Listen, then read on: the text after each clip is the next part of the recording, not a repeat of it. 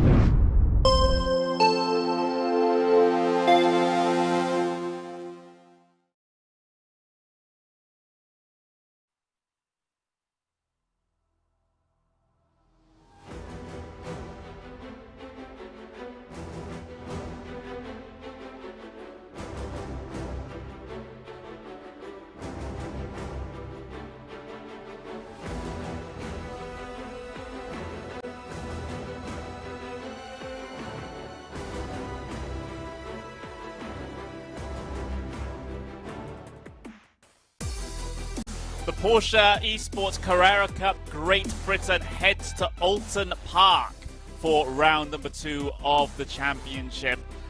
We had an absolutely fantastic first round at Silverstone to start off the season, but now the season is indeed in full swing. My name is Connery Maddock. I'm joined by the one, the only Mr. Paul Smith for this afternoon's broadcast. Of course, we have Tyler Maxson behind the scenes pushing all the buttons to make all those pretty graphics happen. But Paul, coming into this one, it's Oulton Park. You have a particular affinity to this racetrack. Just tell me why.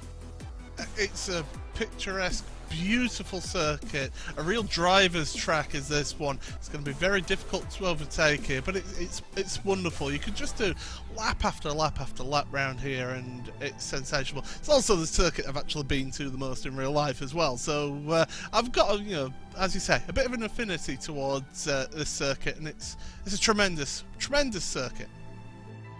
Yeah, it really is as well. It's pretty enjoyable to drive, at least from my perspective as well. But overtaking can be pretty tricky here in particular, though. So watch out for that when it comes to racing conditions here today. But everyone's out there in qualifying at the moment. Let's just have a little bit of a recap about how the schedule looks here for the season. And, well, round number 2 here at Oulton Park is about to get itself underway. But soon we'll be heading ourselves to Donington Park, then Snetterton, and then we head across the pond for our one and only international event of the year. We've got Le Mans there right in the middle of the season. Double points for that as well. Donington Park, Silverstone International, and Brands Hatch GP will finish off the season there at the very start of March. So a very interesting schedule indeed. Of course, you got to get all those British tracks in there. Of course, it is a British series after all, but that Le Mans race could really throw in a bit of a curveball. It certainly could, especially with them having fixed setup for the series as well. They'll be bouncing off the rev limiter down the Mulsanne straight. So that's going to be a real challenge. But Oulton Park, we're here this week, but last week, Silverstone, as you mentioned, absolutely cracking race, thriller. And look at that, at the top of the standings. It's hard to separate 4 drivers at the moment. Yeah, both of your race winners in the top 2 spots there, all tied on 39 points. So Kevin Nelson Jr., Sebastian Job, nothing to separate them. Peter Berryman only a point behind them, and Graham Cowles only a point behind him. So it's a very close run thing for your top 4 drivers in this series at this very early stage. Hopefully we have it that close by the time the final round of the season at Brands Hatch arrives, but we'll just have to wait and see in that one. But, things are shaping up quite nicely, especially for Kevin and Seb coming into this season. Of course, they've got all of that experience from the Porsche Super Cup that happens on the day before these races. And, they can carry that sort of experience into a series like this, whereas, the vast majority of the grid otherwise don't have as much experience behind the wheel of these cars.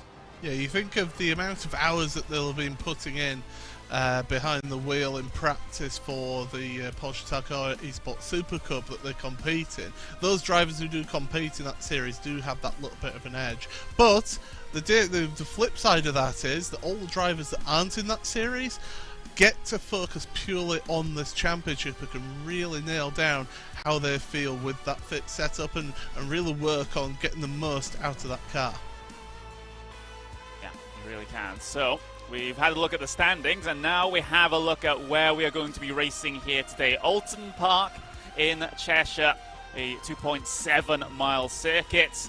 And, of course, Paul, you have a particular affinity for this racetrack. And, well, it's pretty historic in terms of just British racing in general. So many club series, shall we say, make a visit to this track over the course of their seasons in the real world. So it's close to the heart for many people.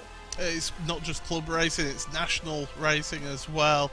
And it's Joe Winkelhock years ago likened this to a mini Nürburgring. And it is a sensational circuit. There's your conditions on screen. 36 degrees track temperature. It is a little bit of a surprise, is that. But air temperature 19 degrees, that's very British, is that. Partly cloudy skies, not the strongest wind either. So drivers in these 2 races today, there's going to be a little bit of tyre management, but not too much here today. Yeah, so we'll just have to see when it comes to that. There's the format up on screen for you now. We are in this open qualifying session at the moment. We've got about 15 minutes of that remaining. Then we'll have our first of our two 25-minute races, separated by a 10-minute break between them. For that race 2, the top 6 and the results for race 1 will be reversed to set the grid for race number 2. So that top 6 reverse grid there in race number 2 can really spice things up, and it really did in the first event at Silverstone. But we're here at Oulton Park, where things are raced perhaps a little bit differently, Paul. We won't be seeing as much slipstream shenanigans going on here than what we saw at Silverstone. Certainly won't, and we'll be seeing the drivers really working hard and trying to force mistakes out of each other. That's what you're going to see here. Pressure is going to be key, and there you see some of our drivers giving us a view of how they're competing, how their sim rigs are set up, and well, it's great to see that they're all taking part and really giving it their all in qualifying here, and we'll be able to give you some live pictures of that very shortly. But yeah, the focus and attention to detail that these drivers will put in is absolutely incredible.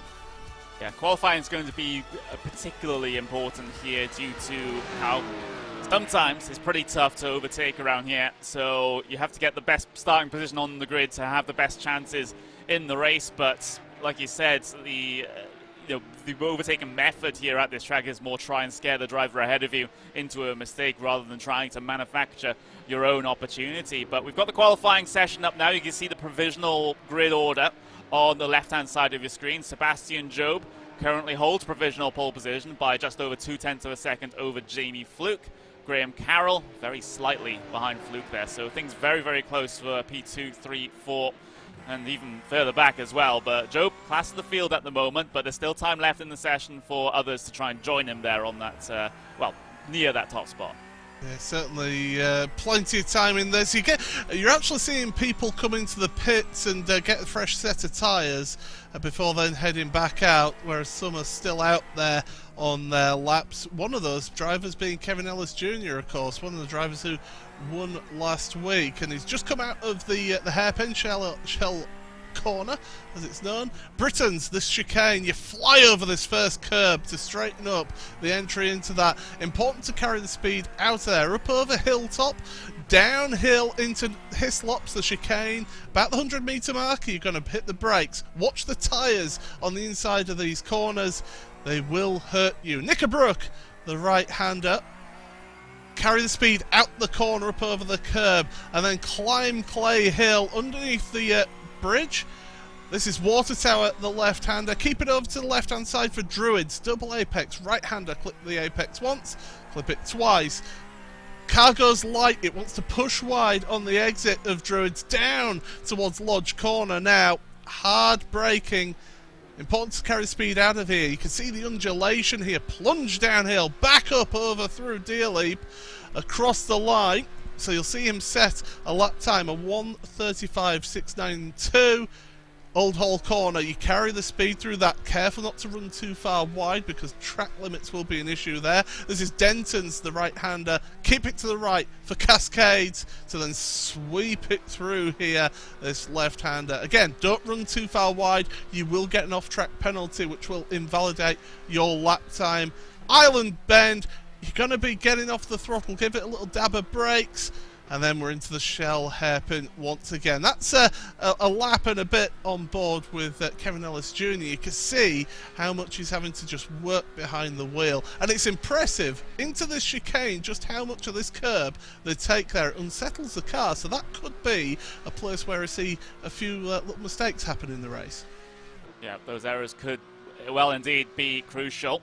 As we continue to ride on board with Kevin Ellis Jr., just released for a couple of moments as this qualifying session is getting towards about 10 minutes to go. There hasn't really been a lot of movement at the very front of the field there. It looks like a lot of the fast times have really come in early on in this session, and I'm seeing the track temp just, well, it's kind of staying about where it is right now, staying put, but obviously with all the cars running out there on such a short track, you know, that does contribute to the track heat somewhat.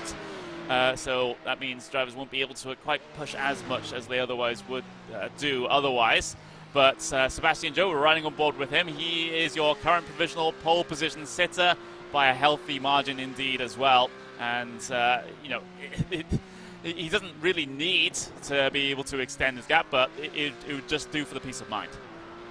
Yeah, that peace of mind is helpful, and he'll be focused on getting a better start than he got in the second race last week for this one here today. One mistake like that around this track will make it extremely difficult to make any moves forward and then get any progress through your field. You're not really seeing any lap times improve at the moment, so I think that track maybe is just not quite where all the drivers want it to be at the moment here as they come through once again behind traffic.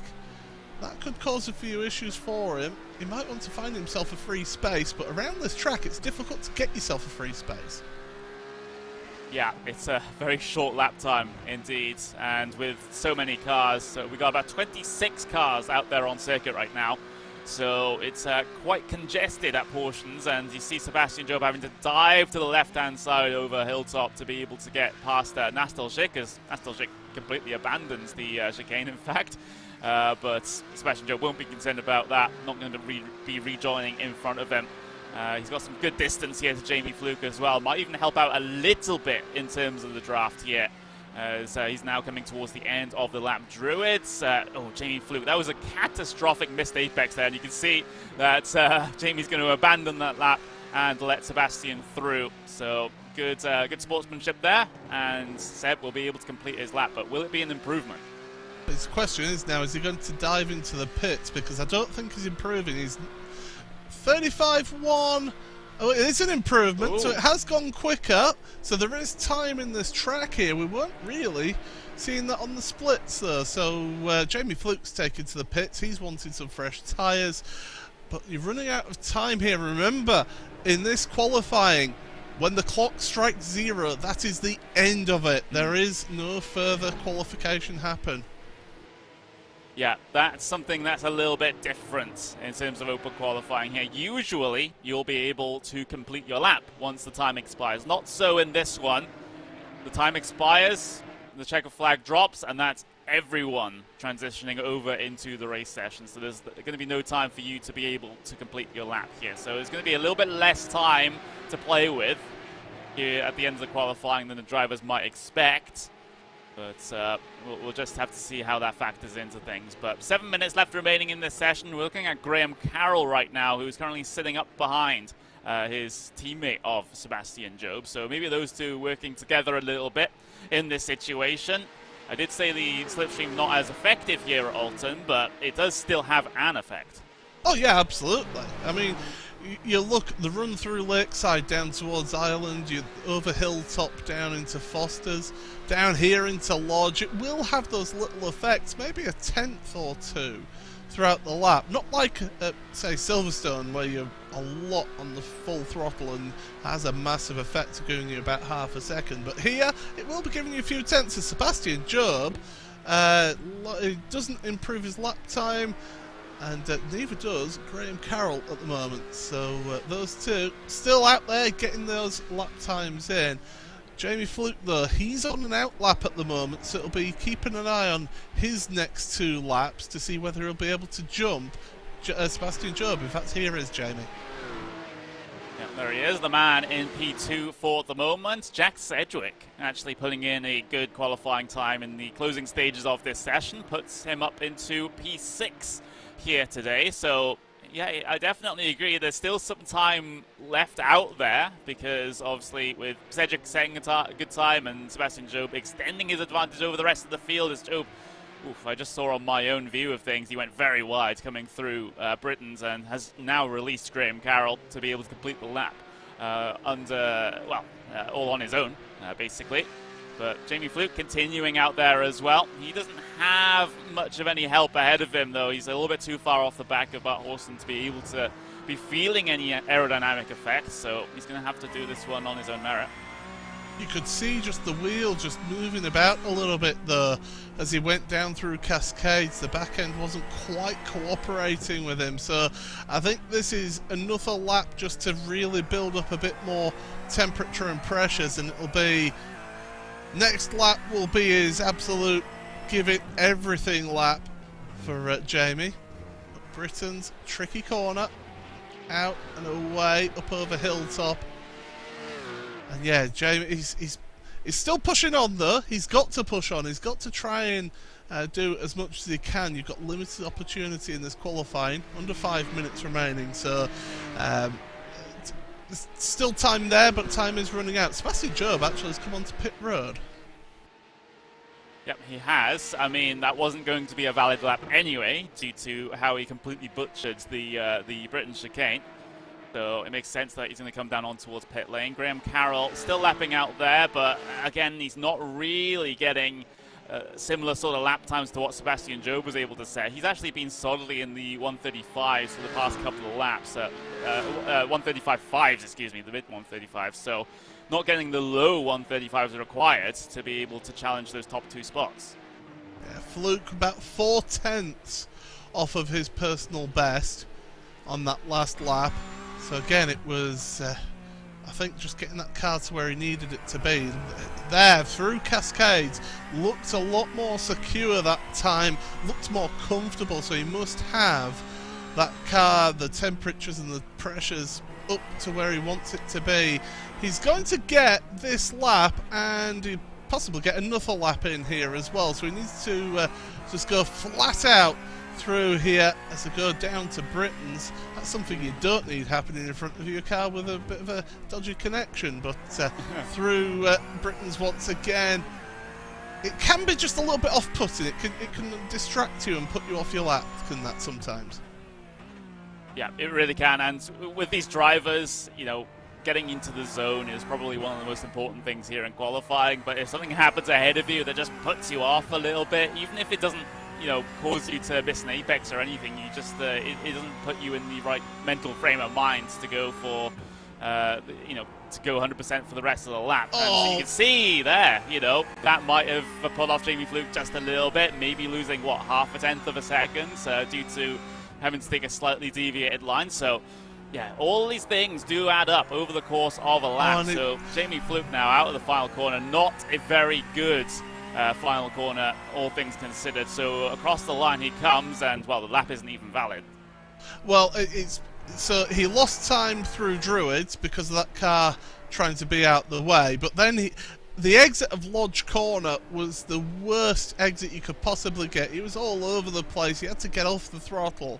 And you need to carry that speed out of Lodge through Deerleap across the start and finish line. Sebastian Jobs decided to park it. He's had enough. He knows that he can't get enough a lap time in, so he's thinking enough. He's just possibly just thinking about getting himself prepared for the start of the race. Further down, Pete Berryman. Again, Pete, very talented driver, and he's giving us a good effort once again in these cars, and he's one to keep an eye on. Yeah, still in and amongst the top three as far as the championship is concerned, so he's definitely a very potent driver indeed. P4 at the moment in qualifying, but ample opportunity to be able to haul himself further up the grid, maybe even with Jamie Fluke on that front row as well. Graham Carroll and Peter Berryman will make up row number 2. And you have Kevin Ellis Jr. in P5. Jack Sedgwick starts P6. Isaac Price in P7 here today. And Josh Thompson resides in 8th. You got Kieran Harrison, John Robertson, Simeon Lynch, and Matthew Dorrington being the drivers down towards P number 12. P13, Bart Horston, Thomas O'Leary, P14, Blair Mann, P15, and Miroslav Nastelchik in P16 here today.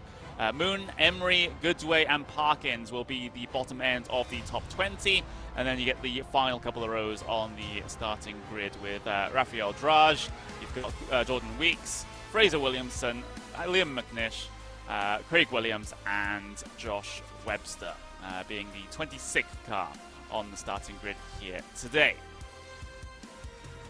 Well, drivers are taking themselves to that aforementioned starting grid. We'll get this race underway in just a couple of moments' time. Interesting thing to note, of course, you know, the characteristic about this racetrack with the starting grid, the rear end of the starting grid especially, having a severe incline to get their races started here. So it's going to be a very tricky start for those drivers at the very back of the field. But all the drivers have now taken their spots in the starting grid. Those engines will rev and we'll get this round of the Porsche Esports Carrera Cup GB underway. Race number 1 at Oulton Park is green, and they all storm their way down in towards turn number 1. Good start from Sebastian Job at the very front of the field. The battles for P2, Jamie Fluke and Graham Carroll, they come together. Fluke out into the grass, narrowly avoids the tyre barrier. Wow, he's gotten away with one there. He cycles back into the traffic, albeit losing a healthy amount of spots. He's lost 8 positions, 7 positions as he gets one back over Josh Thompson, but that almost ended in tears.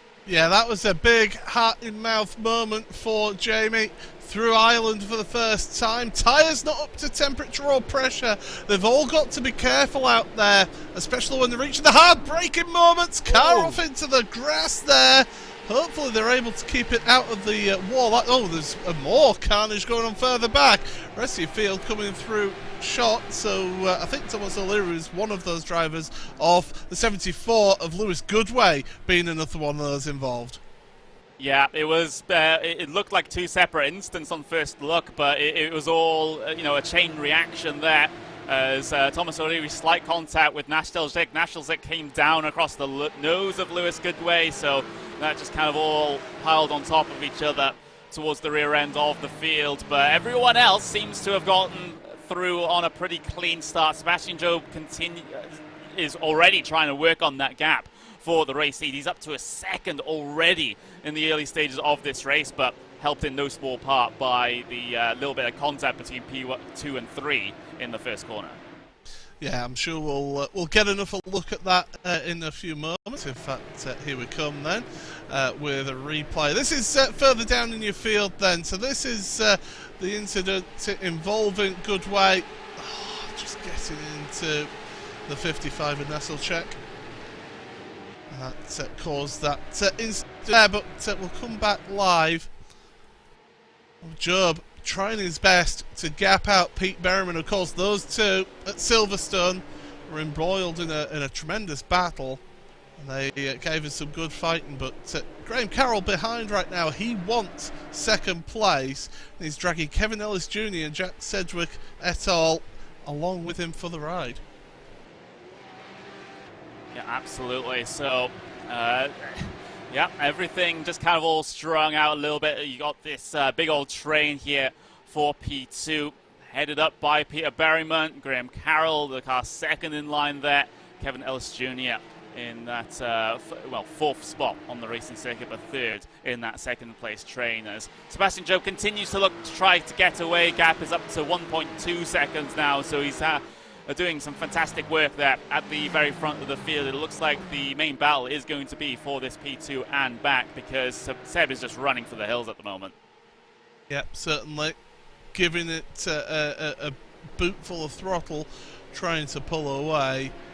This battle between Berryman and Carroll, this is the one that's starting to heat up here, and could be because of just losing Seb Job there means that Carroll now, really a bit between his teeth, wants to pull away. Carroll has got the fastest lap of the race so far as well, a 1:35.5 here, so of course that's a clean lap. iRacing only gives you a fastest lap if it's a clean lap, so no off-track penalties. And that's going to be something that's key around here, is that the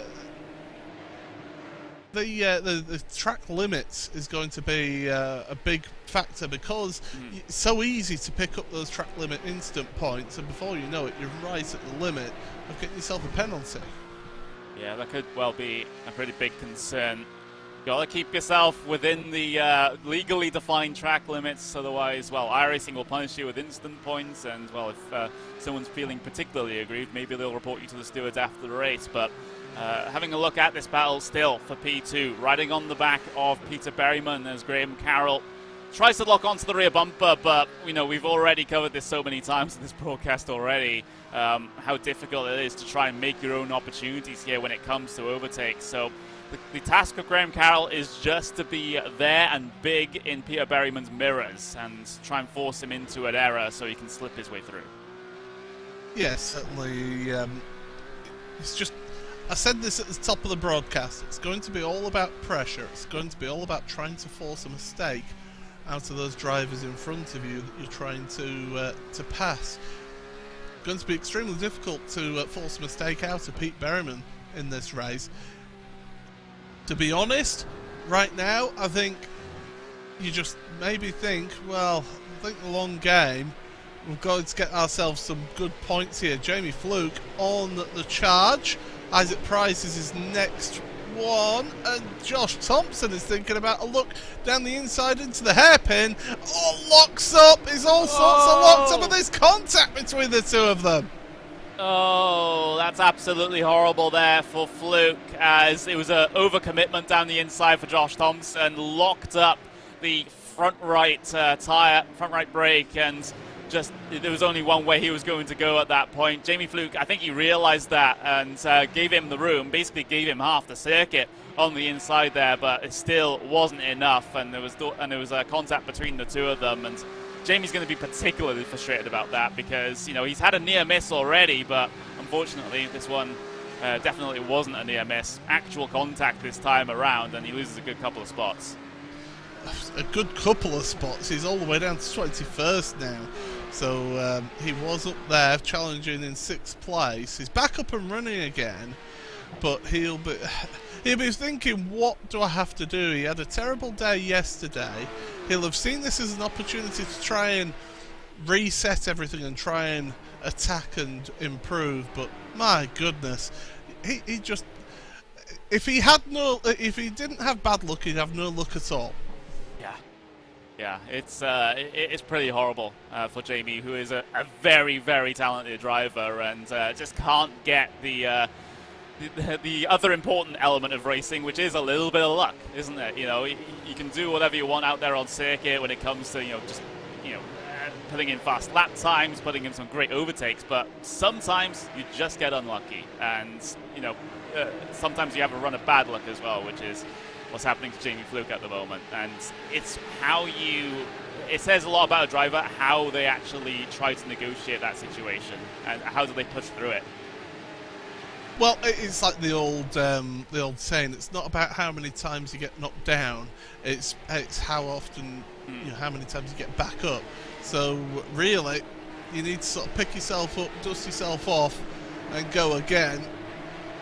Almost at that point, with this, he needs to just think, right, forget this race, get myself in a good mental state. Really a reset in your mind and say there's nothing that I could do there. I gave space and there was the contact. Here, now, let's just focus for the second race and try and get ourselves as many points as possible. But there's Josh Thompson then, the man who did make contact down at Shell Oil's hairpin. And he is working away at the wheel, trying to attack a former Williams driver in Isaac Price. And again, Josh is driving very aggressively at the moment, and as someone pointed out in our little YouTube chat that we have going on here, Josh Thompson also hasn't had the best of luck recently, so maybe he's trying to overcompensate a little bit by driving hard in this race and trying to actively search for those positions. It's just a different way of dealing with it, isn't it?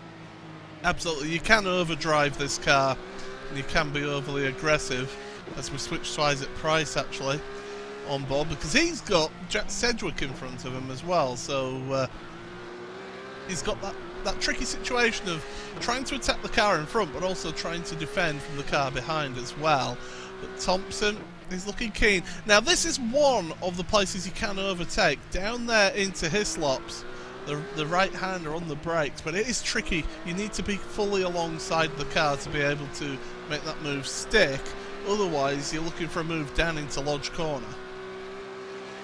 Yeah, but it's still so difficult. It requires, good setup, maybe even a bit of help from you know, the driver ahead of you making a slight error, you know, you can't manufacture that all on your own. You kind of need a little bit of help with regards to that, but still looking back from Isaac Price there, Josh Thompson, well, he hasn't been too aggressive on the latter part of that lap, but I wouldn't be surprised as this, you know, the checkered flag nears, the desperation starts to set in for some of these drivers, and they'll go for a couple of more optimistic moves, shall we say. Josh Thompson, Josh does seem to like he has a lot of speed here. It's just that he's getting stuck at the moment and can't find his way by. And that's the nature of the track as well. As we said, overtaking is extremely difficult, as Graham Carroll is proving right now, still not able to get ahead of Pete Berryman. He was looking like he was going to try and make some sort of move, but Sebastian Job at the front, 2.6 seconds, he's just slowly pulling away at the front there. But, yeah, Carroll, this front three have been able to break away and really give themselves a bit of breathing space to be able to scrap a little bit here, because those cars behind are just embroiled in battling. Yeah, so if you look at the gap to the car behind Graham Carroll, that stands at about 2.6 seconds. So they've gotten a decent buffer if they do decide to have a little bit of side-by-side action. But this is a similar sort of battle. In fact, involving the same participants here, Berryman and Carroll, to what we saw in race 1 at Silverstone. And Berryman was able to hold on in that instance, and now he has to try and hold on again up against the same driver. So maybe a little bit of a rivalry developing between these two. They're always rivals, those two, on track. They're always going to give each other everything they can. Kevin Ellis Jr. down in 9th place at the moment in this race, not having a good time of it, stuck behind Kieran Harrison in front of him in the 39. So Kevin, race 2 winner last week, really putting the pressure on, wants to get himself some decent points. Joint championship leader, of course, coming into this week. Okay, we've only had one meeting of this championship so far, but still, he's putting the pressure on. He wants to get as many points as he can. Behind him, Simeon Lynch, there's a bit of a gap, and then got like Blair Mann and Matthew Dorrington as well. So quite a few got themselves into little gaggles, little groups here. Yeah, I think that's the overall trend that we're seeing, at least on my live track map at the moment. There's just a lot of groups of 3 to 4 cars just out there on circuit right now, and no one really able to do anything about it. I just saw Kevin S. Jr. Go for a little bit of a move on Kieran Harrison. Oh, someone's off. That's the number 76 car, which is Jamie Moon. Yeah, and what did I say about forcing an error and taking advantage of that? It was coming out of Knickerbrook, and that's what gave the opportunity to the two drivers that are now in front, Bart Holston and also Matt Emery. Yeah, just a little bit too fast there through Knickerbrook. Actually, he got the back end out slightly as well. He had no choice but to try and aim for the grass on the outside of the corner, and like you said, easy opportunity for Holston and Emery to make their way by and gain the position. So, you know, it's a shame there for Emery. He was going relatively well in this race so far. In fact, he's still going along well, because he started P18. He was up to around about P11, P12 before that little bit of a slide. So he's still overall positive on the day, but he would have really desperately wanted those extra points. Yeah, extra points would have been nice, and we've appeared to have gone a little bit green there. Green with envy from Craig Williams, I believe that was, or was that, no it wasn't, it was Isaac Price, sorry, that we were seeing there. But Isaac is putting the pressure on Jack Sedgwick, and no, it was actually Jack Sedgwick's camera, sorry, that was my mistake there. But yeah, Sedgwick at the front of this gaggle in 4th place. I think Thompson's just calmed down a little bit and is not trying every corner to make a move past Isaac, but he's certainly putting the pressure on still. Yeah, he is. He's showing the nose sometimes into these corners and really putting Isaac Price under a lot of pressure. But Isaac has dealt well with it for the moment. But coming up to 10 minutes left to go in this race, it's around about 7 laps by my calculation. There's still plenty of time, at least in terms of laps, to be able to get the passes done. But it's just, where do you do it around here? That's the thing, without any help from the car ahead of you. Here's Craig Williams, though, down in P18 for the moment, involved in his own little battles down there. He's got Ryan Parkins ahead of him. He's got Fraser Williamson behind as well. But for Craig, well, he started P25, so it's been a decent gain in this race as well. He's in P18. Yeah, he just gave a little shake of the head. He made a little error out of Cascades, and that's putting him under pressure now from behind. He's got Fraser Williamson, the Scot, behind him. So Craig keeping going well. By the way, just to give you an update, Jamie Fluke is still running out there. He's in 20th at the moment. He's just coming into shot there. So he's behind these 3 cars that are battling away over 17th, 18th, 19th. Craig Williams going onto the grass there. Not exactly an ideal line over Hilltop, but it kind of worked for him. But there's Jamie Fluke then on the recovery drive. He's got to try and make as many positions up as possible because, of course, for these drivers down here in this part of the pack, where they finish is where they start.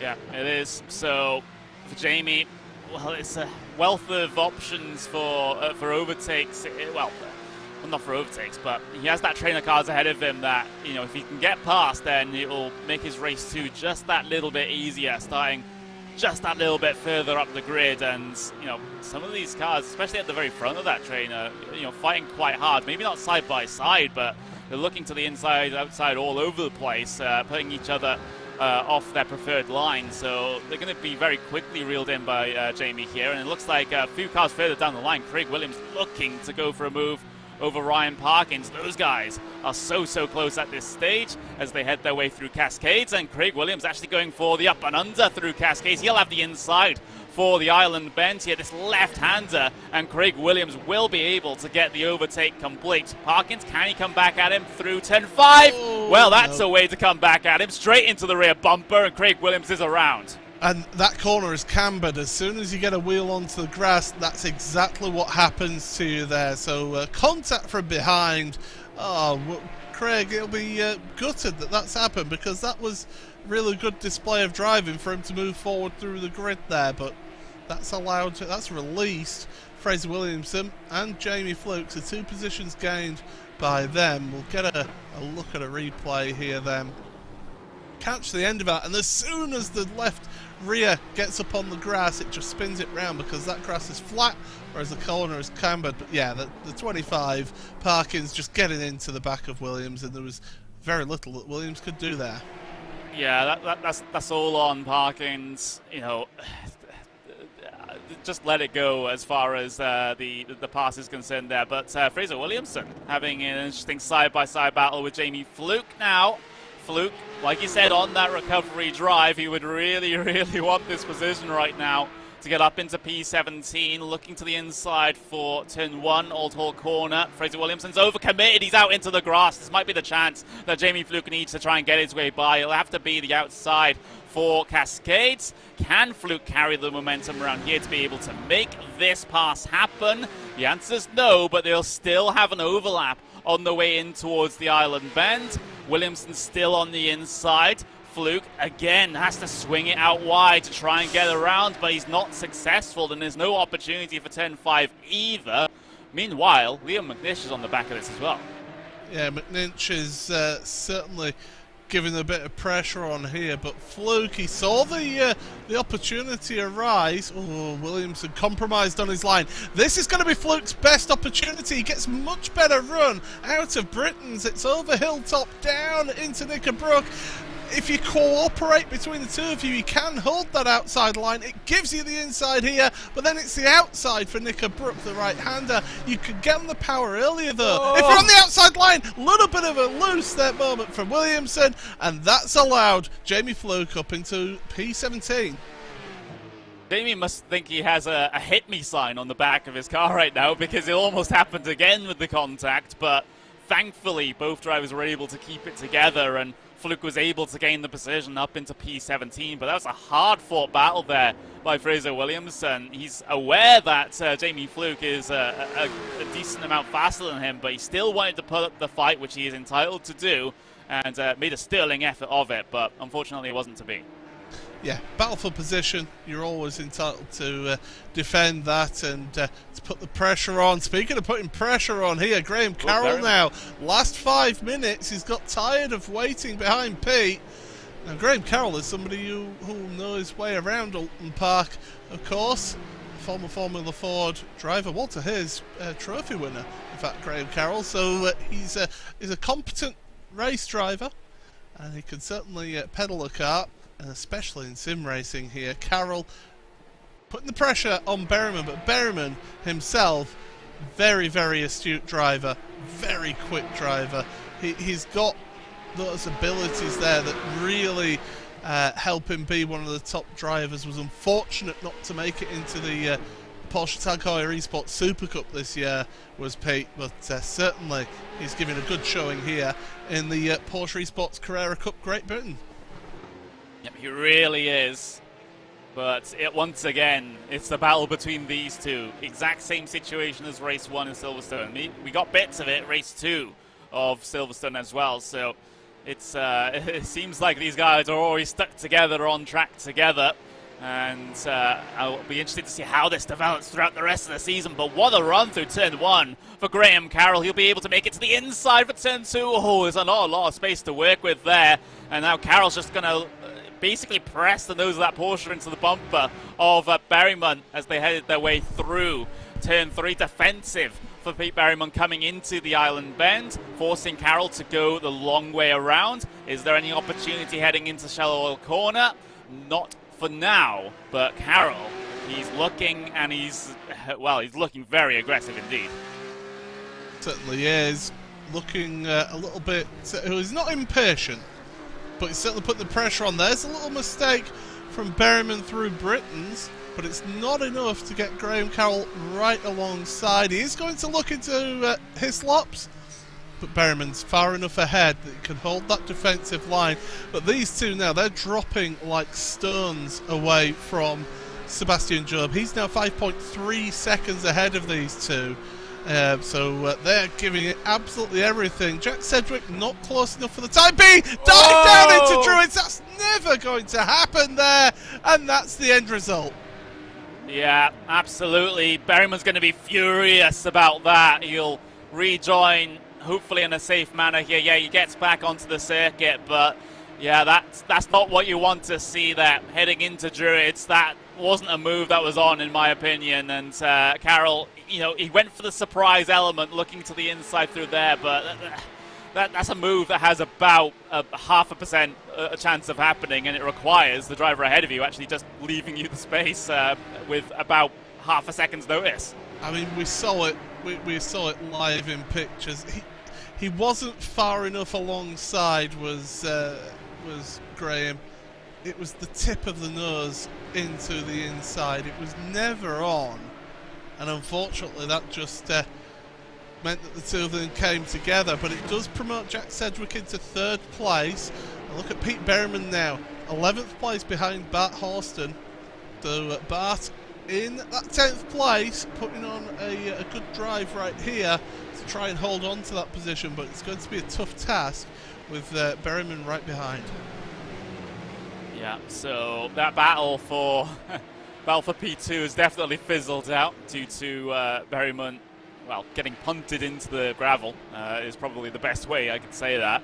But still, battle for P3 though. Sedgwick, Isaac Price, Josh Thompson, all relatively close together here. You've also got this battle deeper in the pack as well, involving the number 12 car, the number 50 as well, deeper in the pack. I just got to see, do you know what positions those are? I'm being a bit of an idiot right now. I mean, this is all the battle for 10th place right here. So, Berryman's in 11th, Blairman, Matt Dorrington, Matt Emery, Jamie Moon is involved in this one. So there's a good queue of cars here, all battling it out. Just to point out as well, currently the driver in 6th place who would be looking to get the reverse grid pole is John Robertson. He's sat there 6th place, got about a second in front of him to Josh Thompson, but behind him is Kevin Ellis Jr. So Kevin's putting the pressure on, and he wants that pole position for the second race here with time almost expired. Oh, so this will be John Robertson. He locked up the brakes coming into the hairpin, and now Kevin Ellis Jr. has the chance to go for a reverse grid pole. Look at that. He's got a nose inside, well, rather outside of the first apex of Britain's, but he just can't commit to the move there. So you almost jinxed it there, Paul. And oh, John Robertson out into the grass. It grabs him and now gives the run to Kevin Ellis Jr. He gets himself into the reverse grip pole position, as that is a huge, huge error there for John Robertson. We are confirmed on the final lap now, and Robertson might have just thrown away a surefire reverse grid pole position there by getting into the grass, coming over Hilltop. But now Sebastian Job, he's about to head his way through the final corner here, is Job. So it's a very clean race indeed, a very dominant race, number one at Oulton Park for Sebastian Job. He comes across the line to win here in the Porsche Esports Carrera Cup Great Britain, and he will get cycled back to 6th for the start of the second race. Graham Carroll comes across the line in 2nd, Jack Cedric 3rd, Isaac Price 4th, Josh Thompson 5th. But there's a close run battle here, deeper in the pack here, involving Berryman and Bart Horston. But Bart Horston will be able to hold on to that P10 position. But, man, Kevin Ellis Jr., he's thanking his lucky stars. Well, you mentioned it. A mistake into Shell hairpin. And then the run out of Britain's wasn't that good. Getting onto the grass, and that just dragged him off, as you mentioned. And that saw Robertson fall down a position. John, of course, who raced in the Rallycross Championship over the winter. I don't think that's the ideal line in a Porsche Carrera Cup. Yeah, I don't think so either. But here are your unofficial race results from race 1 here at Oulton Park. Sebastian Job wins by 7 seconds over Graham Carroll. Jack Cedric able to get himself a podium here in this one in that tight train involving himself, Isaac Price in 4th, and Josh Thompson in 5th. Kevin Ellis Jr. on the last lap able to get himself up into that 6th spot and get the reverse grid pole position. John Robertson dropping down to P7. Simeon Lynch P8, Kieran Harrison P9, and Bart Horston will round out the top 10 here today in race 1. And then we cycle over to the second page as Pierre Berryman, what could have been. It was looking like it was going to be a pretty certain podium, but contact with Graham Carroll spat Pierre Berryman out into the gravel and put him down into P11. Blair Mann P12, Matthew Dorrington P13. You've got Emery, Moon, Draj, Fluke in P17 there. That's it was a horrible first race for him, but tried to recover. Got a couple of positions towards the end, but still, P17 is not ideal. Williamson, you've got Nastel Sheikh and Craig Williams getting down to P20, and then those last drivers classified will be Ryan Parkins, Liam McNish. You've got Lewis Goodway, Josh Webster, as well as the first of the retirees. Thomas O'Leary and Jordan Weeks also retired early on in the event. So, we've got a little bit of a break here before we head into race number 2. But, Paul, did that race pan out perhaps in the way you expected it to? I mean, we saw how difficult it is to overtake around this track. That's for sure. Unfortunate couple of incidents right at the start as well that caught a few drivers out and got them caught up in a couple of things. But we were on for a really good battle for second place there into that final 5 minutes. And just seeing a gap there and putting the nose in there. I think Graham will be the first person to actually hold his hand up and go, yeah, that was not his best effort. Going into Druids, but you see that opportunity open up there. It's one of those corners where you try and keep a car out to the left, which will give an inviting gap down the inside, but it never really works because that gap always closes inevitably into Druids corner. So, but let's not take it away from Sebastian Job. Really, once again, race 1, dominant display.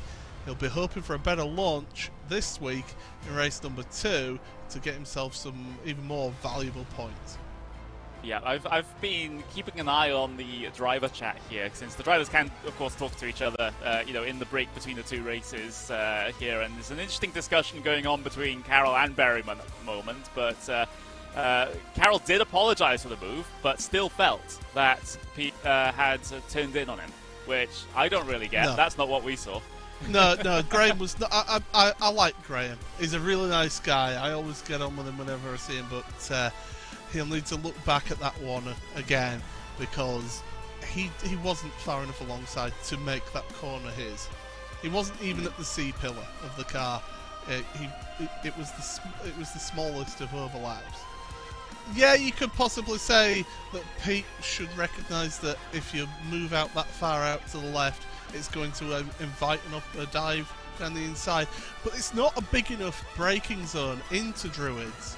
And we see it time and again, not just online, but also in real life racing as well. That type of move at Druids, inevitably there is contact of some form because of the way that those two lines come together at that first apex. Yeah, so yeah, definitely for me, Graham, it's over optimistic there coming into Jersey. You're basically forcing the other driver to yield, and the driver doesn't have to yield.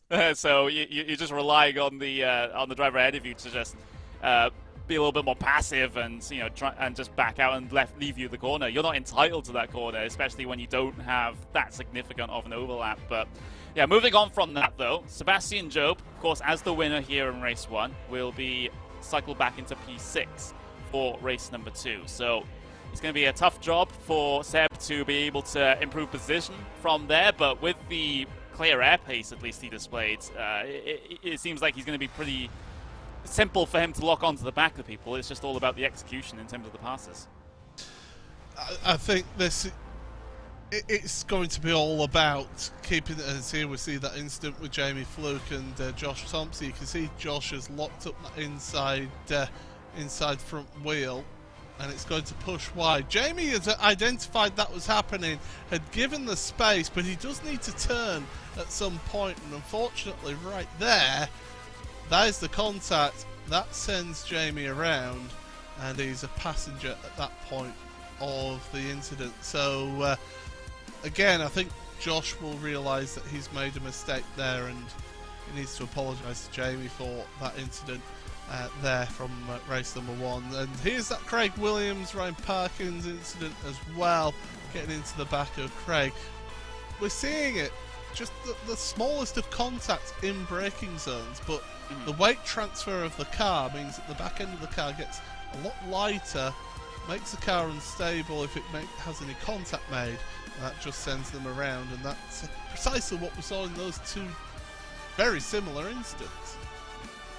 Yeah, and you know, we've discussed this very topic many times in the Porsche Super Cup show on the days before these races.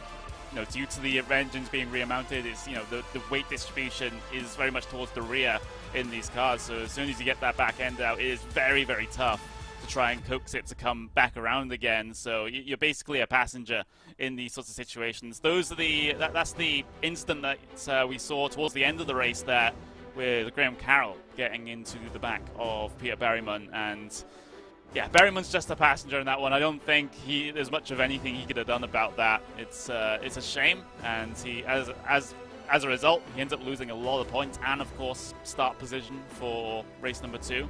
So it's a shame for him, and one of our final highlights here is going to be the last lap pass by Kevin Ellis Jr. over John Robertson, capitalising on Robertson's mistake coming over Hilltop. Yeah, that's it, just using that curb on the outside too much, dipped a tyre into the grass, and that just then meant that it compromised him all the way up over Hilltop and down into Hislop. So yeah, Robertson will be gutted about that one little mistake right at the end of the race.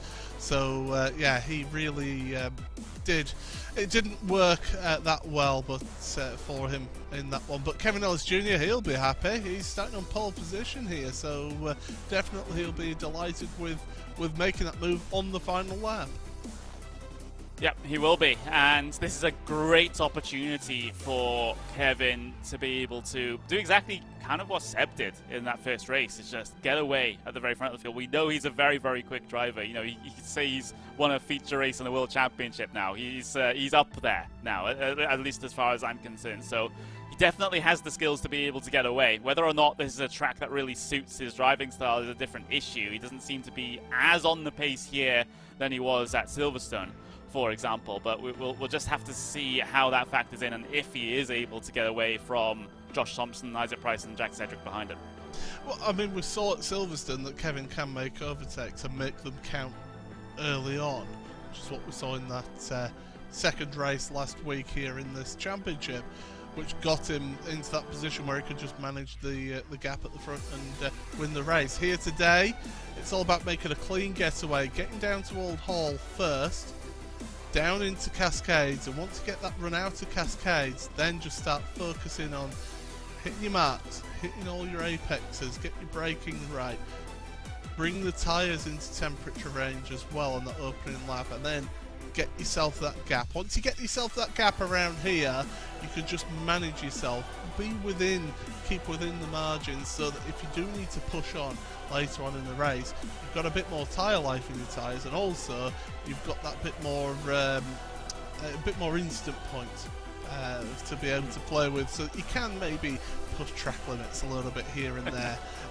But definitely Kevin needs a good start from the get-go, just to see how we can progress forward here.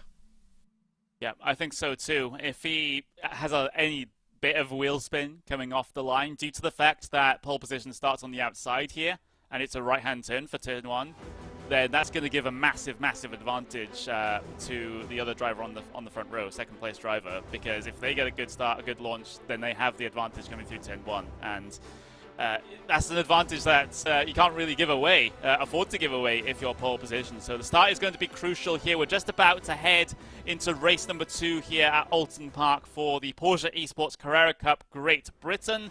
The checkered flag is out in the small warm-up session that we had before this race, so we'll be able to get ourselves the starting grid in just a couple of moments' time. Maybe a little bit too quick on the button there, as we'll have to wait until we actually get into the race session before pulling that up, but we should be all golden now and show you where everyone is starting here for race number 2. Kevin Ellis Jr. got onto the best end of the reverse grid, so he'll start in pole position. Josh Thompson will also be on that front row. Isaac Price and Jack Sedgwick will line up 3rd and 4th respectively. And also you've got further back in the field, you've got Graham Carroll starting in 5th. Sebastian Job, your race 1 winner, starts in 6th. We've only got about 20 seconds left to run, so we'll have to speed through the rest of the grid here. Peter Berryman starting down in P11 after an incident at the end of that first race. But got about a couple of seconds now, drivers all on the starting grids, and the engines are already starting to roar as we're about to go green for race number 2 here at Oulton Park. The green flag shows we're off and away. We are racing here in race 2. A good launch from the race leader. That is Kevin Ellis Jr. Gets away well. Josh Thompson was challenged by Isaac Price coming into turn 1, but he holds on. There's some side-by-side action between Sebastian Job and Jack Sedgwick. Oh, someone's gone off with a heavy impact there in the background. That is Kieran Harrison. Has had an absolutely horrific incident. Yeah, that was getting onto the grass. There was actually 3 cars off down at Cascades in the end there. But yeah, got onto the grass on the outside of Denton's, and that's just fired him into the wall on the inside. We'll get another look at this one then. Down through Denton's. Oh, just gets a little bit, gets contact actually from behind. Hard into the Armco barrier. There's 2 more cars head off track as well. So yeah, not an ideal start. Fraser Williamson was one of those involved, and Jamie Moon the other. Yeah, so a bit of well, bumper to bumper action, shall we say, coming out of turn 1 and heading through turn 2 into Cascades, that left-hander, but everyone else seems to have gotten away well. No other big instance that I've seen, just that 1 3-car pile-up that we saw in the first sector of the lap. We've seen that Sebastian Job has already been able to gain that position over Jack Sedgwick. I think Jack got a particularly poor start coming off the starting grid, so dropped that position quite early on to Seb. So Seb up into that 5th spot now, and definitely in contention as far as this leading train is concerned. Kevin Ellis Jr. hasn't been able to get away as well as Seb did in race number 1, but, well, he didn't have an incident behind him to extend the gap, did he? Well, I'll tell you who's had a good start as well. Jamie Fluke started 17th up to 13th already in this race, so he's got the bit between his teeth. He'll be racing angry, and he'll be wanting to get as many positions as possible here. He's got the 34 of Matt Emery in front. A little bit of a gap to Matt, but he'll be now laser focused on trying to break into that top 10 if he can. Yeah, that should be the objective there. But again, things very tight here for those podium positions. Graham Carroll up all over the back of Isaac Price at the moment. He's looking very, very quick indeed. Ooh, that is... That's Sedgwick. Sedgwick has been off, and I'm not sure exactly what has happened there. I'm just going to cycle my own view back to see what has happened to Sedgwick, and it looks like it's a solo car incident. Actually, he hits the tyre barrier that's on the apex, the second apex of Britain's. So that's what's happened there. Yeah, so I said that the tyre barriers are really bad around here, and you want to keep away from those apex tyre barriers because they don't move. And you've got to try and work your way around that. Isaac Price losing the position to Graham Carroll. Decisive dive down into Lodge Corner there. Yeah, Graham Carroll, that was a better move there into Lodge this time. He got himself alongside, a little late on the brakes, got level, had the inside, and so Seb also had a massive look as well, but he got a big slide on, so he wasn't able to follow through in the tyre tracks of his teammate, so he's still up behind Isaac Price at the moment. So your race 1 winner getting a little stuck, not able to follow through on the opportunity basically manufactured by his teammate. We can see the onboard camera with him right now, very close to making contact through the middle of turn 5, but yeah, for Seb, he can't afford to get stuck behind anyone in this race if he wants to go for the race win. You can see how violent it is. Sebastian's got a direct drive wheel, and whenever he clouts those curbs, you can really see his arms getting worked with just how physical that wheel is. So anybody, we mentioned this last week, anybody who thinks it's just easy to just sit there in front of your computer and drive these cars around, to be competitive, you've got to be physically fit as well, especially with these direct drive wheels. Yeah, it's like I said, it's very, very physical here, and you can actually hurt yourself. Ask Kevin Ellis Jr. in the Super Cup race yesterday. He actually injured his thumb in race number 1 and was having to drive with his thumb off the wheel in the feature race. So, you know, I think this is probably the only esport where you can actually cause yourself an injury that isn't repetitive strain injury, which is an interesting element, I suppose. You stole the repetitive strain injury from me. Lewis Goodway's onto pit road, by the way, so something's happened to Lewis, and there's another car on pit road as well. It's Ryan Parkins. So maybe potentially, if there's no damage, then maybe potentially like a jump start or something like that for those two. Yeah, potentially. We'll see how long the stops actually are. 3.5 seconds for Brian Parkins. So very quick on and off of the pit lane. Of course, no scheduled stops here in these races, so it is quite a weird occurrence to have cars coming down on towards pit lane. The only way that you would see those cars coming down in is if there's been a cut track off-track excursion, where you've cut the course and you're having to serve a slowdown penalty, but you don't serve the slowdown penalty in time, so then you have to come down in to serve an actual penalty on the pit lane, and also, like you said, jump starts are also punishable by penalties. So it's those are really the only two circumstances where you actually do have to come down towards pit lane. Absolutely. We just saw a little bit of side-by-side with Thomas O'Leary and Lee McNinch. And also Craig Williams is not that far off that battle as well. Williams himself has got Matthew Dorrington behind. So Dorrington finished 12th in race 1, has dropped back in race 2. We've got cars going side by side, and one of them being Sebastian Job. Yeah, and Isaac Price will just let him through, actually. He didn't pull up much of a fight.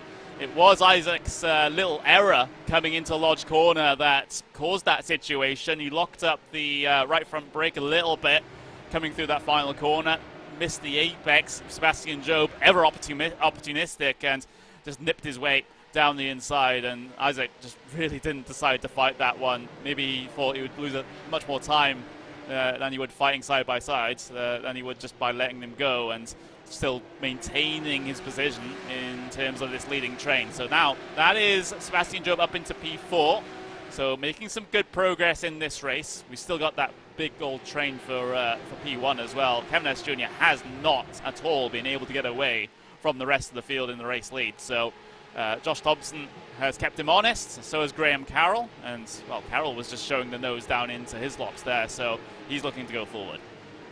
Fraser Williamson has taken a tour back to the pit lane, so that's why it was actually showing on the graphics that Sebastian Job was 5th momentarily. That'll fix itself, don't you worry. But yeah, this queue of traffic now, you've got Josh Thompson under intense pressure from Graham Carroll. Carroll is a respecter of no reputations, and he'll be just wanting to make a move as quickly as he can so that he can then put the pressure on Kevin at the front, because he'll want to have it. The Scots up at the front there. Right now you've got the man from the Isle of Man splitting the two Scottish drivers out there at the front of the field. He is. We saw a couple of Josh's escapades in race number 1, but of course incidents will be investigated after the race in terms of this one. So there's going to be no in-race penalties for any incidents over the course of this one. So everything will be looked at after the race, and any time penalties or some such will be applied after the event to the race results. So we won't know if there's going to be any stewards' action until maybe even a couple of days after this event is done. That is relevant because Josh Thompson was involved in a bit of a punt down at turn 5 in race number 1, so he might be on the bad end of the stewards after this one. Yeah, they'll have a look at that. They'll review it and see if a time penalty is appropriate. And well, Josh looking menacing in that shot as Kevin. You can see him in your bottom right hand corner, working away at the wheel, keeping the pressure on those Josh behind. And these two, well, they've raced against each other for years. They know what it's like to race against each other. Thompson was a little bit wide through Druids, had to check up a little bit. That almost gave an opportunity to Graham Carroll, but Carroll wasn't really close enough to take advantage of that. No, he wasn't, so he'll just sit in line and bide his time for now. About 10 laps to go here, coming up to 15 minutes left remaining on the clock. So, he can just afford to just sit behind a little bit here and look for opportunities, but that's not really what Graham Carroll's doing at the moment. He looked for a big old dive down the inside at turn 3, trying to scare Josh Thompson offline, but wasn't successful in that one, as they now had their way through Island Bend into now turn number 5, and no dives just yet. And sort of one of the reasons why it's so difficult to overtake at this track is that the racing surface is so narrow. I feel there's not a lot of space to be able to have those open doors on the inside. Yeah, it is a narrow track, and it is something that the drivers will have had a look at and will have known through running here on this circuit. But yeah, they know how hard it is, but they also know that it's a fun track, and it's a great one to race on as well. They really do love it. But at the moment, this queue of traffic just waiting patiently behind Kevin Ellis Jr., Josh Thompson, Graham Carroll, and Thompson actually looking to the inside. No move being made yet. Yeah, and those are just sort of dummy moves, at least as far as I'm concerned right now. There's no real intent behind those little moves to the inside there because, you know, it's just so far back, especially coming through Druids and coming up through Lodge as well. It's purely to just scare the driver ahead of you into making a mistake, locking up the brake, you know, leaving the inside open for the apex, and then you'll be able to dive your way down the inside. But it looks like Kevin Ellis Jr. pretty resistant to it right now, and Graham, well, Graham is on the flashy light button.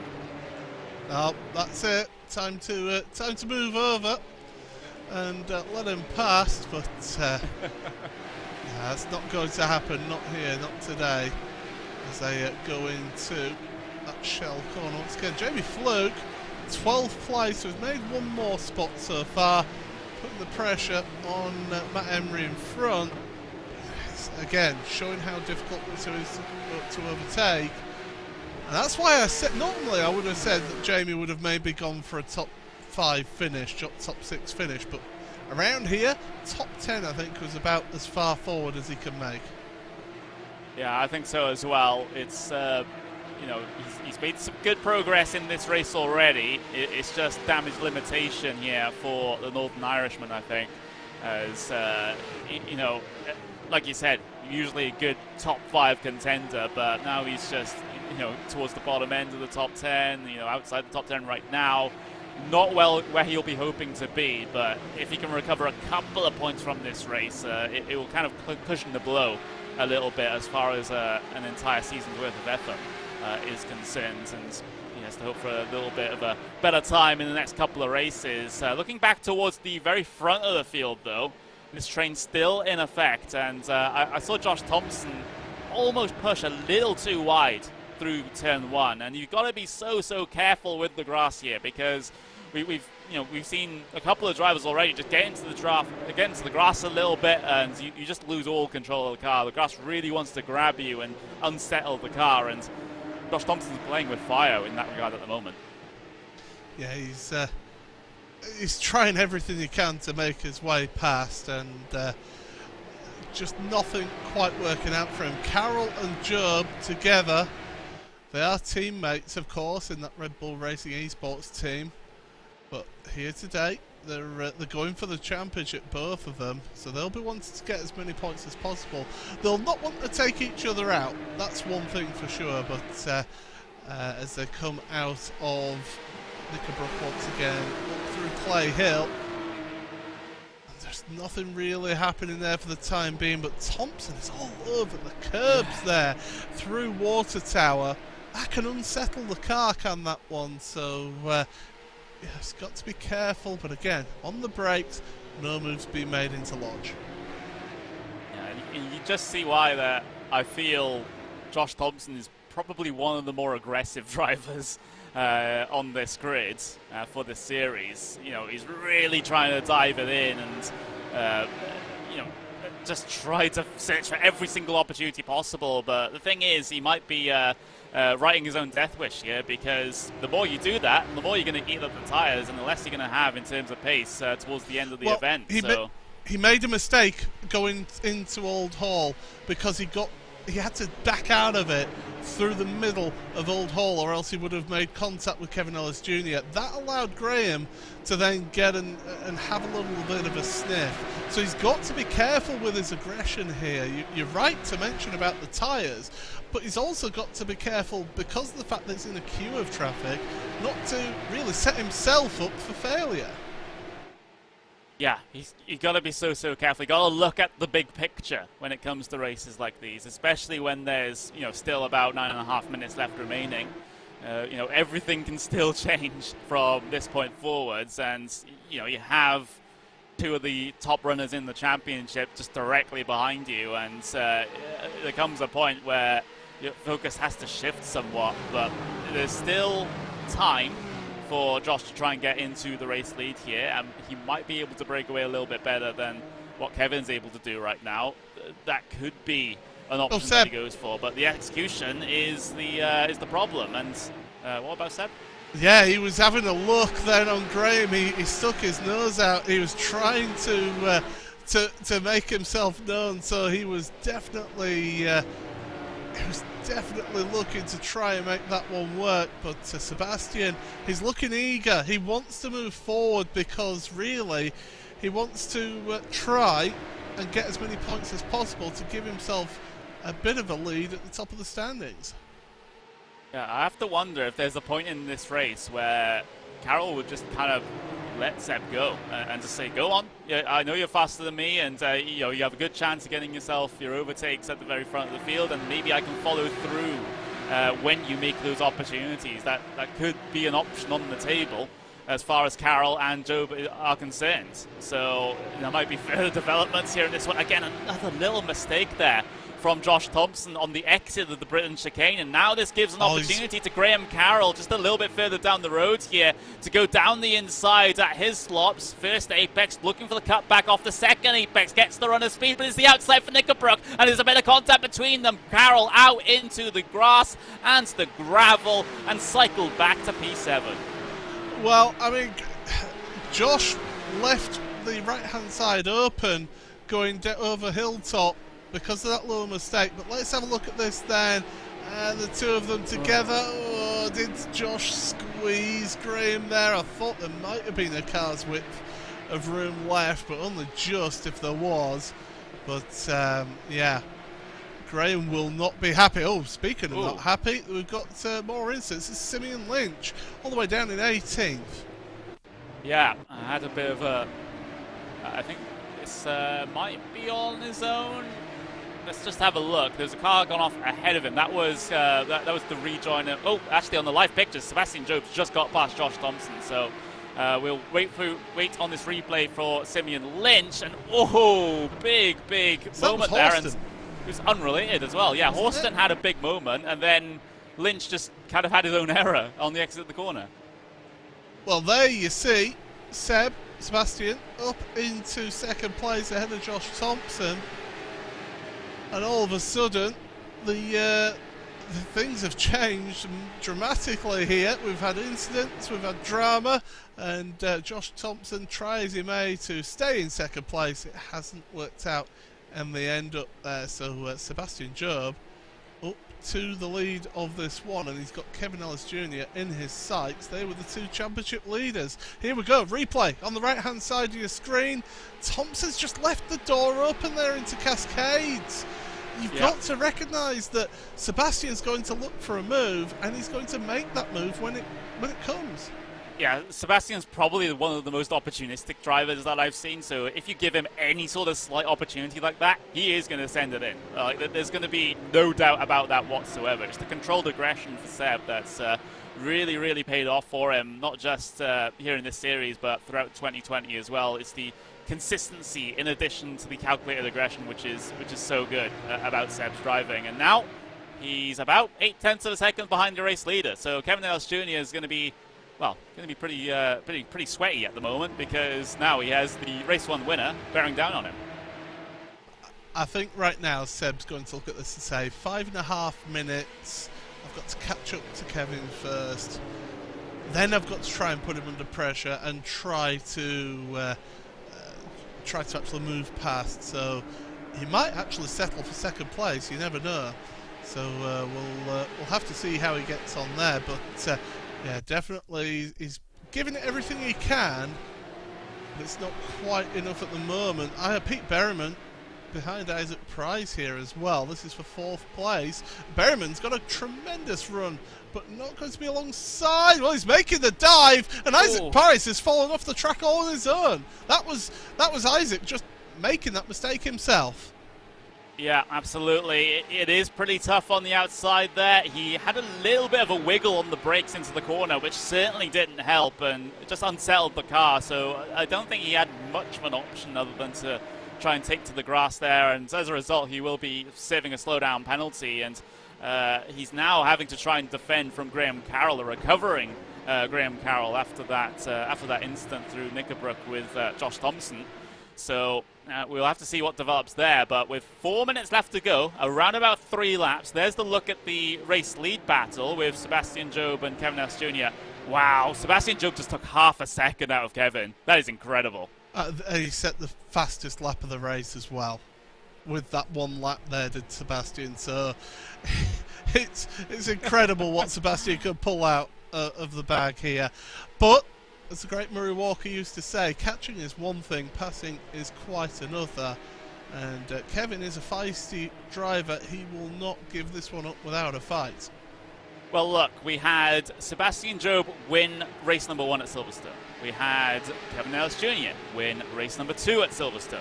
We've had Seb win race number 1 here at Oulton. But will Kevin Ellis Jr. win race number 2 at Oulton?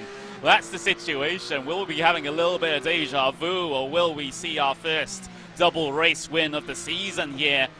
Well, Sebastian Job is the driver that's looking for that right now, and already looking to try and make the pass here, as he's all over the back of him coming through Knickerbrook.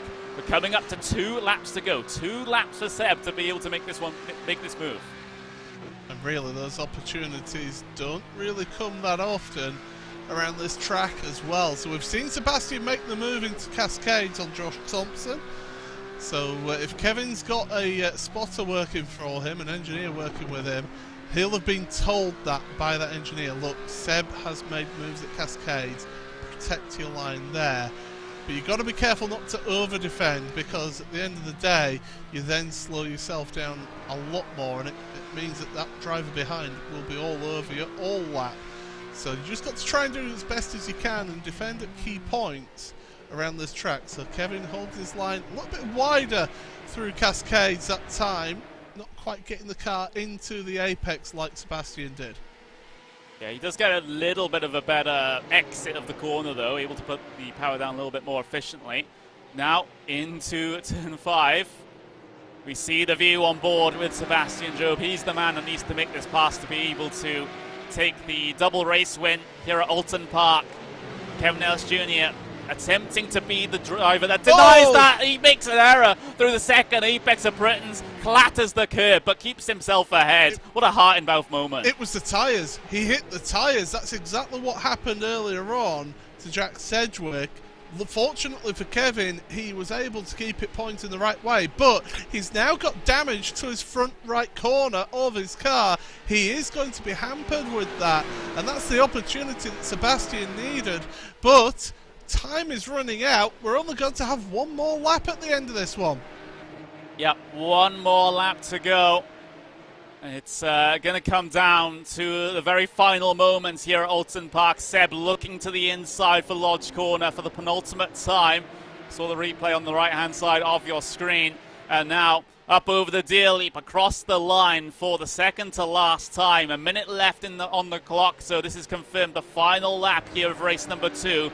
Sebastian Job, where does he make this move? Where's the opportunity going to arise? Does he have to make it himself, or is there another error in the bag for Kevin Ellis Jr. that Job can capitalize on? A good run for Job through Cascades, though. Turn number 3. Is he able to make anything out of this coming up in towards the island bend? Not able to get to the inside just yet. Maybe setting up for a move into turn 5. Very defensive there from Kevin Ellis Jr. A very shallow line coming through the very long on-camber right-hand hairpin. Job is not giving an inch of space to breathe at the moment. You can see Kevin laser focused. This is where he made an error last time, almost makes another error, and it looks like Sebastian Job will have the run here down in towards the Hislop chicane. He's going to look towards the outside for the first apex. Late on the brakes is Job. Late on the brakes, almost gains the position, almost dooring each other. They are dooring each other, coming through the chicane, side by side through Knickerbrook. A big amount of oversteer for Sebastian Job. And out of nowhere, here comes Josh Thompson, looking to shoot down the middle, coming up towards the entry to Joett's corner. Kevin still on the inside, still holding on. Does Seb have any momentum around the outside, though? He's trying his best. He's just about ahead. But now, heading in towards Lodge Corner for the final time. Turn number 16. Kevin on the inside, Job on the outside. They're still going to be door to door, but Job has done just about enough to get the pass done in the final lap. He wins race 2 at Oulton Park to do the double.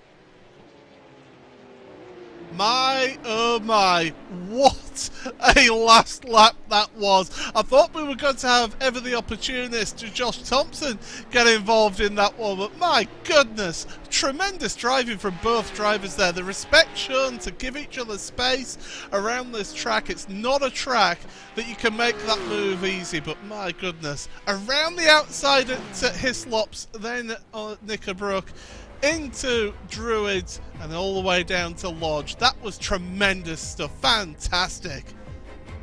That was incredible. What a move from Job. That was a move of a champion. He is already a champion, albeit in the Super Cup, but he's got himself his season off to an amazing start here in the Porsche Esports Carrera Cup, Great Britain. And my word, I think we have to catch our breath a little bit after the end of that event. There's the unofficial order, though.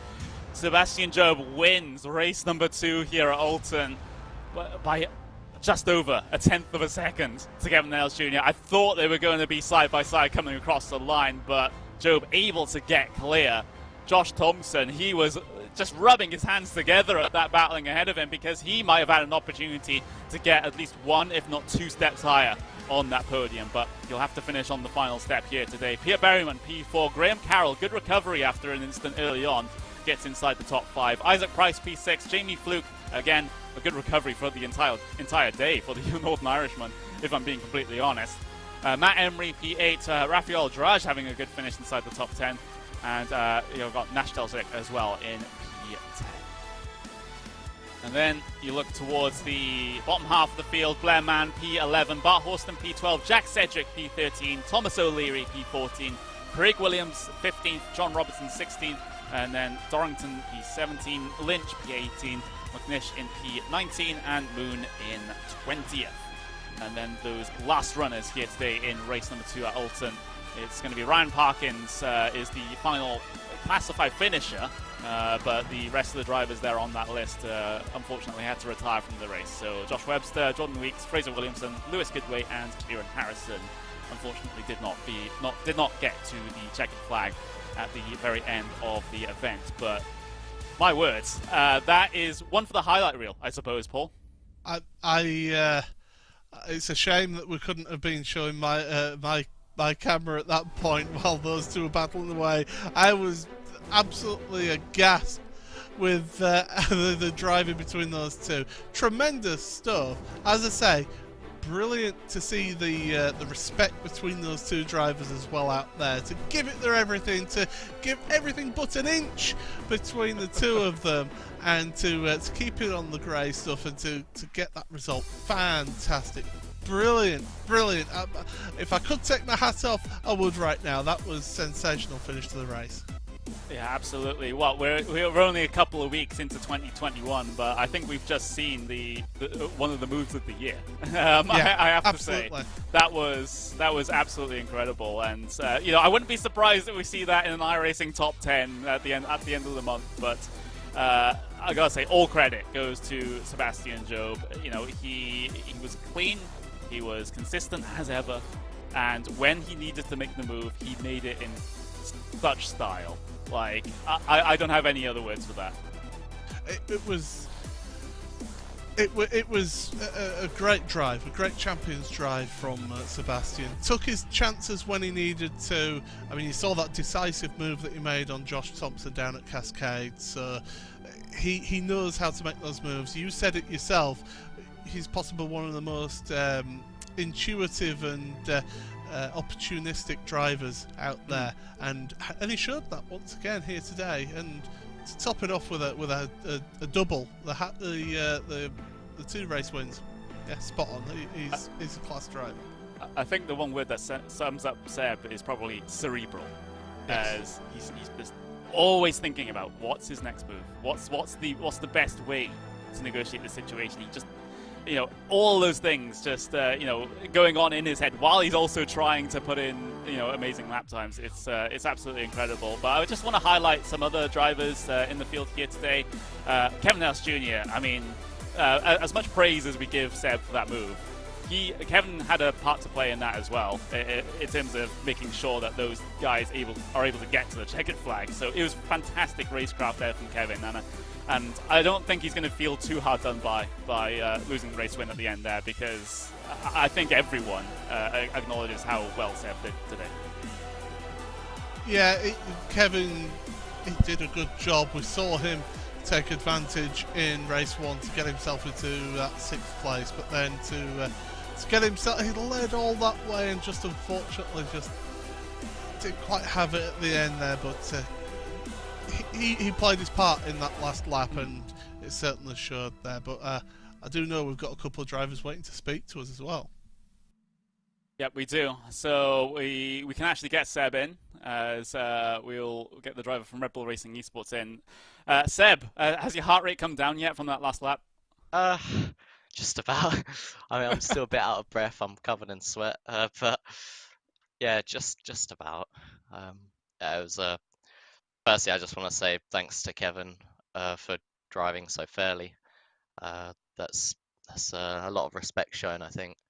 And yeah, makes for a great race and great watching. Yeah, it was brilliant to watch. The two of you, the amount of racecraft and respect that both of you gave to each other was quite something to see, and I think a lot of people can learn from that. But and I also said that you are the first driver to be able to get a double race win in this series, and you know, so you got on the run race one, start from P6 race two, able to make your way through the field, very last moment. Last corner, getting into the race leads to win race two, but we saw you as the basically a class above the rest here, especially when it came to qualifying times as well. You were a couple of tenths of a second ahead of everyone else. Is this a track that really suits your style, or what was it? It is one of my favorites. I don't know why. I've just always been quite good at this track, and if I'm good at a track, I like it. So, but yeah, no, the pace was awesome today. I think at Silverstone the pace was quite good as well, but the draft there is incredibly strong in it, and my pace wasn't quite as good as here, so I couldn't quite break the draft. But here it was a lot better. Could break the draft in race one with a bit of fortune on my side from the people behind having incidents. And yeah, this race I kind of I know it's almost impossible to pass on this track, so I was waiting for people in front to start fighting, making mistakes, and I could pick them off, which worked fairly well. Graham unfortunately got onto the grass, and that was a free position. Then managed to get Josh into turn two. And yeah, then I think once the person in front doesn't have a slipstream, and if you've got a pace advantage, then it's possible to overtake. But if they've got the slipstream, it's near impossible. So luckily, Kevin didn't have anything, which made the move kind of possible. Yeah, it was just a bit of a kind of break as late as I can and hope it sticks for about 3 corners in a row, and just about managed it. Okay, well, of course we there's basically a race every week in this series. At least I was feeling like in the first portion of this race, because we have next weekend we do have a Porsche Esports Super Cup. No, we don't have a Porsche Esports Super Cup race. Yeah. We do have a Porsche Esports Carrera Cup GB race, though. Is that going to allow you to prepare for the next race a little bit better, since you don't have to immediately focus on the Super Cup? I think so. I've got to balance it a bit because I have a competition in the middle of the week as well, and then obviously the Super Cup, because it's open setup, we prepare a lot for that. Whereas this is generally we do our practice after the Super Cup ends, so now we'll get a little bit more time to prepare. But I don't know if that would be the wisest way to spend it necessarily, because it is fixed setup. There's not much to be found. There's time to be found in the driving, but nothing in the setup because you can't change it. So there will be a bit more preparation. There was a few times in this race, the first race, where I was a little unsure about the consistency, which with more hours you wouldn't have the problem of. But maybe I'm not entirely sure what I'll do yet. But it's definitely a bit more chilled out, more time to deal with, basically. Yeah, we wish you the best of luck in your upcoming races, and congratulations on the double race win today. Thank you very much. Well, that was Sebastian Job, both your race winners here today. And we actually have Kevin Nurse Jr. on standby as well. Paul, you'll be talking to Kevin. Yeah, Kevin, well, let's talk about race one. Let's get that out of the way, because, to get yourself into 6th place and give yourself that pole position on the last lap of that first race, that must have been a relieving moment that you were being able to start from pole position. Yeah, kind of got away with it there on the last lap of the first heat. Yeah, I just dropped it myself from P4. I was kind of struggling early on for pace, And then as Graham and Pete began to kind of gap me a little bit, my brain just switched off for a second, and the grass is so close here that, you know, if you make a slight mistake, you're off. So, yeah, I was angry at myself and just tried to get back through the field as best as I could, and then I got close to the incident limit. I ended up at 12 or so, I think, and just really struggled to, yeah, just really struggled to try and close into the guys in front. And then on the last lap, I think, yeah, John just made a mistake coming out the chicane and clipped the grass, and I got away with it in that sense. But yeah, it was tight to say the least. Definitely not happy with how I drove, but we got away with it. But then, of course, take yourself into the second race then, starting from pole position. You look to be, well, you weren't pulling away. It looked like maybe you were perhaps sort of managing things at the front, or was it just that you just didn't have that overall pace to be able to pull away at the front there? It was a bit of both, I think. I definitely didn't have great pace, and then I could see that I probably wasn't going to pull away anyway, so I just tried to manage the tyres as best as I could in case Josh kind of came back near the end. And I was trying to keep it as slow as I could, while also pushing to try and not make it stack up behind, so I had to try and save tyres and then try and make sure that the group stayed spread out so that it didn't kind of clash up behind. And then obviously Graham made that move on Josh. I've not had a chance to look at it, but that gave me a bit of a gap. And then yeah, Seb's pace at the end was just unreal. So I just had to try and hang on as best I could, and then made a mistake on the second last lap there. I clipped the wall on the chicane, which obviously isn't optimal. And then on the last lap, he just sent it around the outside, and yeah, I just didn't quite have the confidence to send it any deeper than I did on that last lap. I didn't want to hit him off for the win. That's not how I like to drive. So yeah, fair play to him. You know, he made the move stick and deserves that win today. Well, that's it, and I think that's something that everybody who's been watching. I was reading the comments whilst that was going on. Everyone was absolutely couldn't believe what was happening on that last lap. And there's a lot to be said, not just for Seb, but also for yourself to give each other that room around here, because it's a narrow track. I know how difficult it is to race side by side around here. You've got to give each other room, and that also means that you're not getting yourself involved in an incident that could cost you points in the championship as well. Yeah, exactly. You know, we've got to think big picture. It's not a one race championship, so it's not a kind of win it or bin it mentality for me anyway. You know, we've got to kind of take it 1 week at a time, and I hadn't practiced. I don't think any of us have really practiced actually racing around there, so I was a little bit unsure on what to expect. So I just kind of played it safe, brought it back a percent or two just to make sure, you know, that we got through there clean, and I just hoped that the inside of the, you know, I had the inside for the last 3 or 4 corners there, and just hoped that would be enough. But you know, ultimately just didn't squeeze enough out of it. I think if we had a bit more confidence, a bit more practice, it might have gone different. But you know, yeah, it's a long championship. It's as I say, it's not a way I like to drive, is to ram someone off the road for a win. It's just not sport in my opinion. And you know, you consider what happened yesterday without going into too much. I think there's plenty of people have shown this year that they're not really on the side of morals. They just rather win at all costs, which they can do whatever they want to do. But I'm out here to play fair and have fun, and that's what we've done today. Well, just very quickly then, let's look at next week. Donington Park Grand Prix. It's the longer layout. Is it one that you enjoy yourself? What's your thoughts going into next week? A little bit apprehensive. You know, a lot of these smaller kind of club tracks I've never ran well on, so yeah, I mean, it's just a case of trying to maximise what we can out of it. I think Silverstone was probably my strongest track. I've just not got an awful lot of laps around these kind of places, so we've got to look at next week. Obviously, we have a weekend off from the Super Cup, so that's a bit nice. But obviously, we start prep a fair bit in advance for Super Cup, so it might be a case of combining the practice a little bit. Some days doing Porsche GB, some days doing the Super Cup. So we've just got to play it by ear and see what happens. But yeah, I mean, I'm sure we can keep in the fight for the top 3. Whether we can topple Seb is another question, but you know, we'll do the best that we can this week and see where we can end up on Sunday. Well, we'll let you get off, Kevin, but still, congratulations on getting a podium in that second race. That much appreciated, guys. Thank you very much.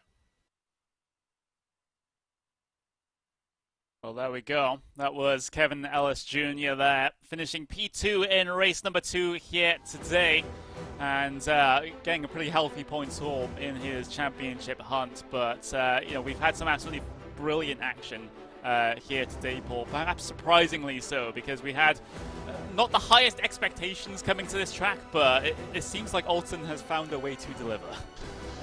I mean, you know, I'm biased and I love this track, but I wasn't expecting as much action as we did get out there today. Unfortunately, a couple of incidents happened in that one as well, but well, I mean, we're seeing Fraser Williamson there as one of those incidents right at the start of the race, in with Jamie Moon, and they both got fired off into the gravel trap down at Cascades. That was on lap 1 of the race, right at the start. Then you see this decisive move again at Cascades on, that's Josh Thompson there with Sebastian Job down the inside. I was surprised to see Seb make the move into Cascades, but Josh left the door open there, and as soon as he got in the inside, he knew he just had to let it run out wide and let Sebastian go through. So key moments in the race, and well, I mean, really, I don't know how we can really show an entire highlight of that last lap, because that last lap was incredible, and it'd take us all day to watch that in slow-mo.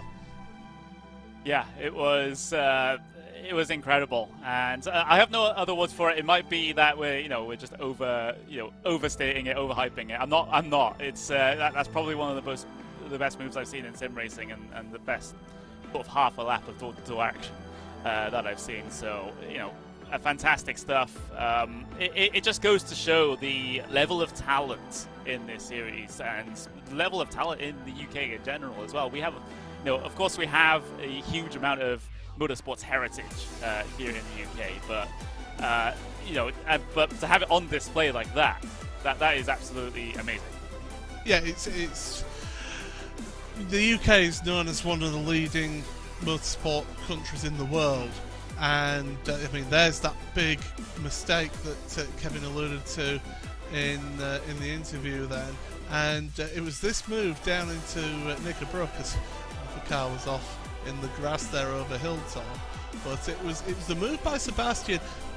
You can make the move, but by the way, that was quite a big accident further back there, clipping the tyres. We were focused so much in front that we didn't even see that accident happen in the live pictures, so that's something that I didn't actually pick out whilst we were on commentary. But yeah, Sebastian, for making that move around the outside there, you can make that work, and it showed that you can make it work here, but it needs the cooperation of both drivers. If that driver who's in the lead position doesn't want you alongside them into that Hislop chicane, he'll just force you off the track and force you to cut across the chicane.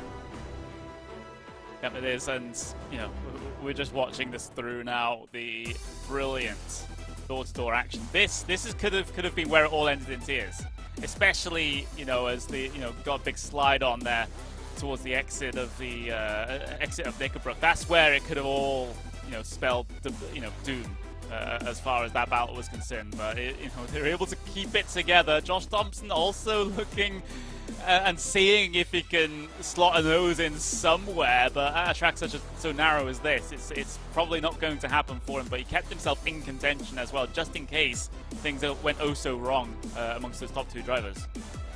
That's it. I think he realised that it wasn't on. If he put his nose in there was going to be an air crash. That's what was going to happen right there. But look at that then. Sebastian across the line. There's the timing line at the end of the lap. And he was the one who won by 1/10 of a second over Kevin Ellis Jr. Incredible stuff. It is one of the best finishes to a race I've seen for a long, long time here on RaceSpotTV, and yeah, we need to get that shared everywhere. We need to show everybody what a brilliant championship we have here in this particular championship. So get that shared, get that moment shared throughout social media. Get all the eyes on next week for Donington Park. Yeah, the Twitter is already becoming pretty active since Seb has actually posted a clip of his move on his Twitter account already. So yeah, it is starting to make the rounds now. But without further ado, just to give our final thoughts here. Of course, we're still only an extra week away from the next round of the championship. I believe we're at Donington Park. Yes, we are. So Donington is going to be a bit of a different beast compared to Oulton, isn't it? I mean, there's a lot of undulation. It's a little bit of a wider track. You've got a few more opportunities to make some moves. You've got the chicane onto the Grand Prix loop that you can make a move into. That even the hairpin itself on the Melbourne hairpin, that's a favoured overtaking mover as well at Donington. So it's a track that a lot of these drivers will have raced in the past. Not so often. In recent history of the World Championship drivers, but still, it's a classic British track, and it's another one of my personal favourites to go to. So yeah, we should have some tremendous action there next week.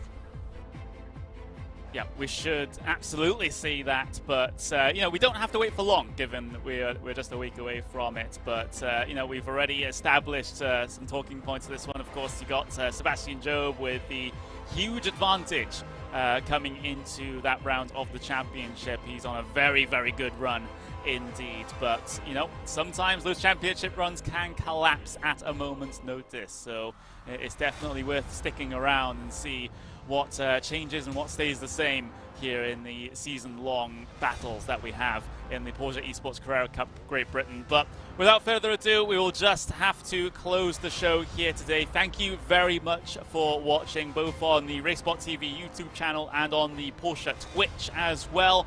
I've been seeing all the chat comments come in, and thank you guys for all the support for what we do here at RaceSpotTV. I've been joined, well, I'm Connery Maddock. I've been joined by Paul Smith. Thank you very much to Tyler Maxson for working behind the scenes to be able to bring you the pictures. Thank you to Istvan Ballo for the track cams as well, with Tyler Maxson contributing to those as well. But we've got a race at Donington Park in just a week's time, and join us for that, same time, same place next week.